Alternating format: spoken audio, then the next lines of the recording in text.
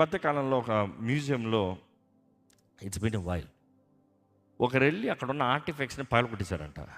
ఏదో కొంతమంది తిక్కపుట్టి అలాంటి పనులు చేస్తారంటారు అప్పుడప్పుడు వెళ్ళి. అట్లా పగలగొట్టేసినప్పుడు అది ఎంతో వాల్యుబుల్ పాత్ర, జార్.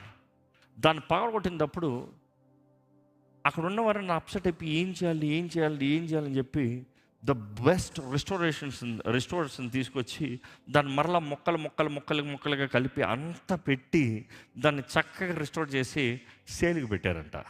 ఎందుకంటే ఇంకా అది మ్యూజియంలో ఉంటుంది తగదు కాబట్టి.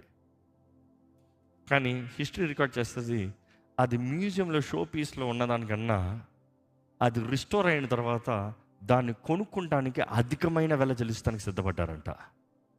కారణం ఏంటంటే అది అలా ఉండటం, మ్యూజిక్లో ఉండటం పెద్ద అందరికీ తెలియలే.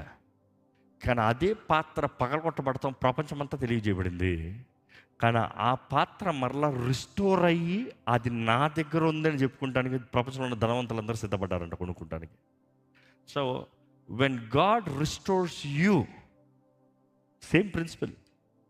దేవుడు నిన్ను స్వస్థపరిచి బాగు చేసి నీ గుండెను మరలా బాగు చేసినప్పుడు నీకు ముందున్న విలువ కన్నా నీకు అధికమైన విలువనిచ్చే దేవుడు. నమ్మేవారు హల్లెలూయా చెప్దామా?